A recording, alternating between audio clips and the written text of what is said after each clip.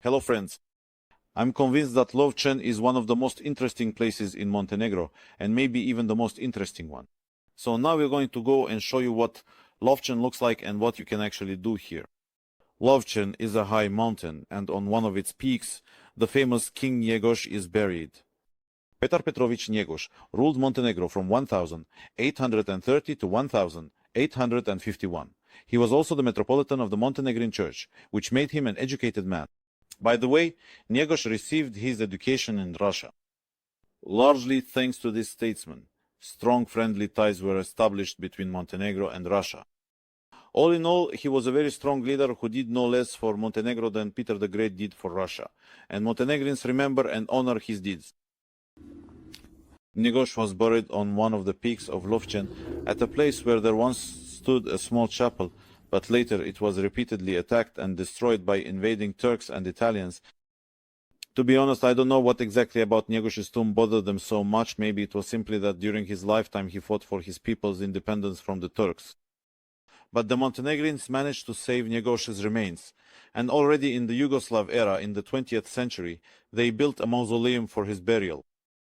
The complex turned out to be very interesting and attracts a large number of tourists from all over the world. However, Lovćen is fascinating not only because there is a mausoleum at its summit. There are other reasons that draw tourists to this place as well. First of all, Lovćen is not far to get to. The road from Kotor takes just over an hour. At the same time, the nature and landscapes along the way are already completely different from those on the coast. Secondly, there are viewing platforms along the road, and the views from them are simply breathtaking. In 10 years of living in Montenegro, I have never seen anything like it anywhere else. Well, friends, here we see one of the viewing platforms. As you can see, the view is very good. Such a sight is rare to find. By the way, if you happen to get tired here, there's something like a small cafe where you can order rakija, coffee, tea, and just sit for a bit, relax, and enjoy this view. Thirdly, there are additional activities and unusual things available for you. For example, not far from the mausoleum is the village of Ivanovo Korito. And in this place, there is the adventure park. Well, I'm not sure how to call this park in Russian.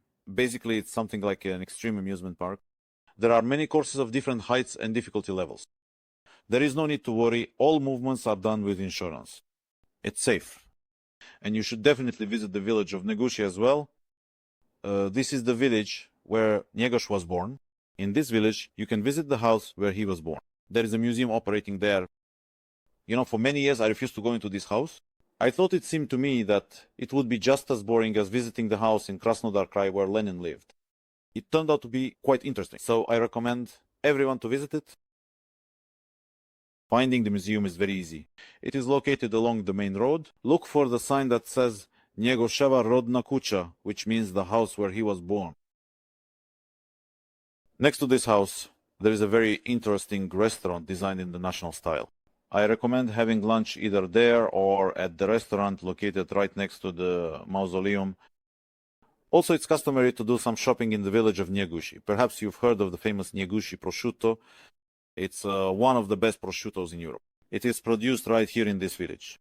In addition to prosciutto, you can buy homemade cheese, wine, meat, and honey in the village. You can taste everything before you buy.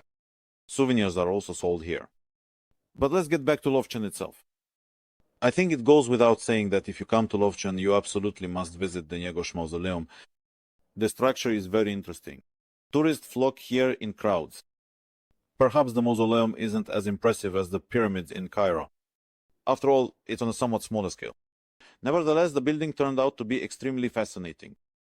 If you've rented a car and are traveling on your own, I recommend setting out early so you can be among the first to arrive. There are 2 parking lots near the mausoleum, but even so, during peak season there might not be enough spaces. So, just leave home early to arrive before the parking lots fill up. Entrance to the national park and the mausoleum is paid, but the price is reasonable. Well, let's go take a walk around the mausoleum and see what it looks like. I want to say right away that in person, this mausoleum looks probably 100 times more interesting than it does on video. For some reason, it just can't be captured on camera as well as it truly is so good and genuinely fascinating it is. I haven't seen a single really great photo or video of this place yet. In other words, it's much more interesting in real life. That's just something you need to keep in mind. This really is a place that everyone who comes to Montenegro should visit. On the way to the mausoleum, you get some rather interesting views. Look, you can see the surroundings. Well, let's keep going. And along the way to the mausoleum, there are lots and lots and lots of steps like this. The tunnel is quite long, but well equipped. Along the way, there are viewing platforms. The view isn't as interesting as from the observation decks where you can see the coastline, but it's still pretty nice. And after a 5-minute climb up the endless stairs, we finally reached the mausoleum.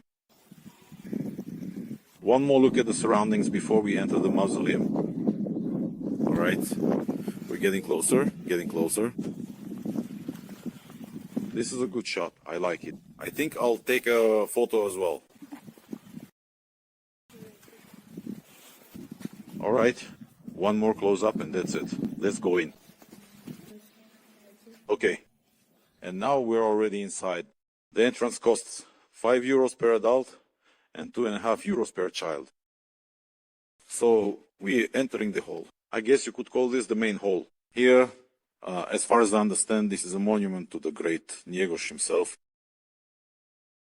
And here is the same picture, just from a different angle. And over here is a path going down. You can go down to Njegoš's burial site where his tomb is located. But I won't go down there because that's probably the only superstition I believe in. I never take photos in cemeteries. And when you exit the mausoleum, you find yourself on this wonderful observation deck from where you have a great view of both the surroundings and the mausoleum itself. And here is the view of the mausoleum from the other side. Unfortunately, the sun is shining directly into the camera, so I think the shot won't turn out very well. And also, there's a view of the surrounding nature. And if you're a thrill seeker, you can try ziplining over the abyss. Similar attractions are offered in the north of Montenegro at the Durdevića Tara Bridge. But in Lovćen, the prices are significantly lower. And one last thing, the last thing worth mentioning is how to get to Lovćen. In theory, you can use any type of transport, but I think going to such a remote place by public bus or by ordering a taxi is absurd. You need to either buy an individual or group tour or rent a car. Goodbye, everyone.